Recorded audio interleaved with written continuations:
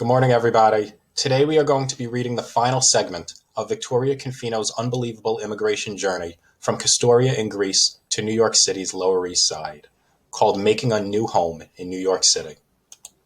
We'll be looking at Victoria Confino's apartment and what the bedroom looked like. Then we'll be completing a review activity from the beginning of her story, associating various phrases with the different parts of her journey. Did these things happen when she was in Castoria at her original childhood hometown in Greece?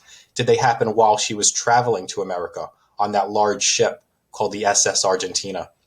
Or did they happen as she was coming into America, into New York City, through Ellis Island?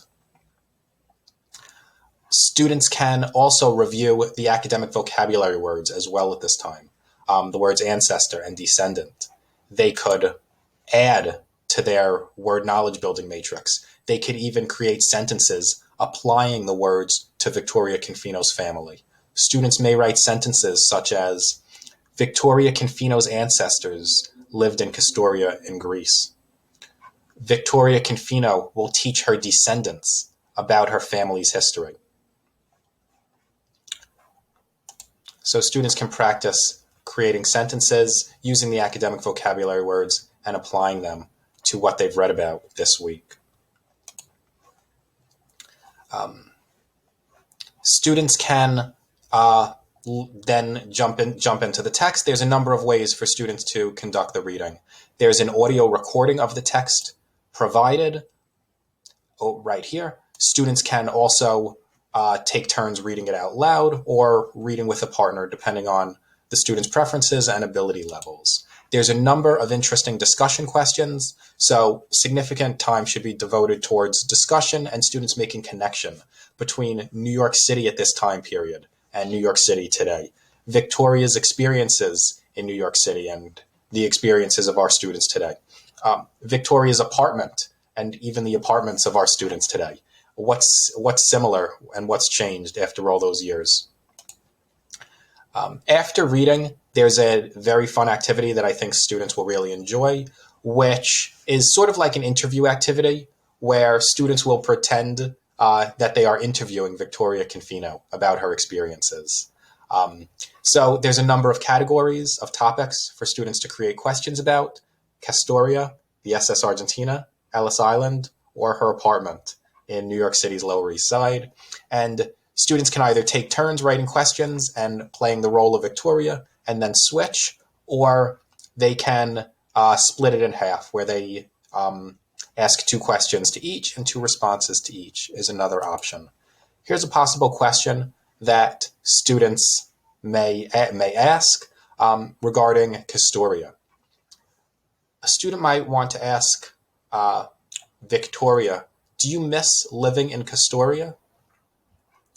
And something Victoria would possibly say is, there are many things that I miss, such as some of my friends who still live there. However, we needed to leave in order to escape the war. There's a number of follow-up activities for students to complete. Students can check for their understanding. Shabbat is an important religious day of observance for the Confino family. Students can make connections to their own traditions and observances. Students can also try to predict what their descendants may say about them or what they would want their descendants to say about them. Finally, students can look at artifacts from the Tenement Museum, such as the ship's manifest, again, to gain a better understanding of primary resources and primary documents from this time period. Now let's jump into the lesson.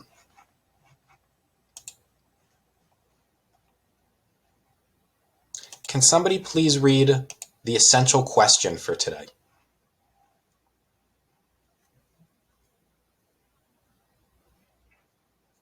Good. How are personal experiences shaped by surroundings? Good. We're going to continue looking at how Victoria's experiences were shaped by what was going on around her, what was happening in New York City at the time, and what her living situation was like, and how those things affected who she was as a person. Can somebody please read the first lesson objective for today?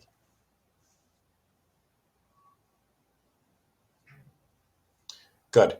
To identify how details contribute to the central idea of a text.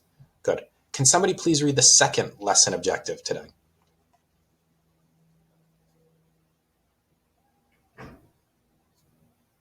Good. To participate in a wide range of discussions with peers, building on the ideas of others.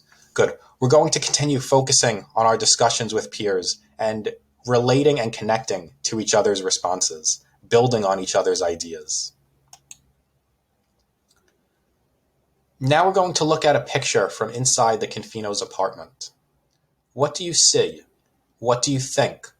What do you wonder?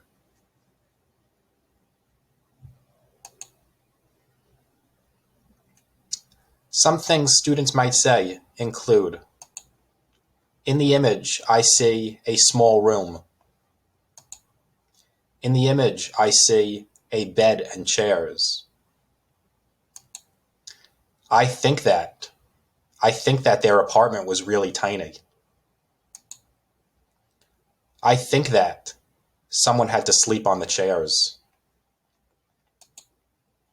One thing I wonder is who slept on the chairs and who slept on the bed. One thing I wonder is how many people lived in the apartment. This activity could easily be done by making a copy of the presentation, and the cards can be moved around. Students, if it's done virtually, students could also use the annotation feature to either draw lines connecting or directing the teacher where to move the slides as well. Again, students can continue to work on their academic vocabulary. While working on the text, students can also add to their vocabulary chart.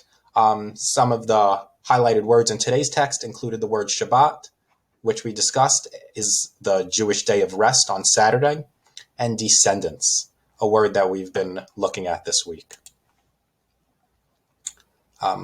Again, following the reading, students can complete this interview activity, as well as a few other follow-up activities.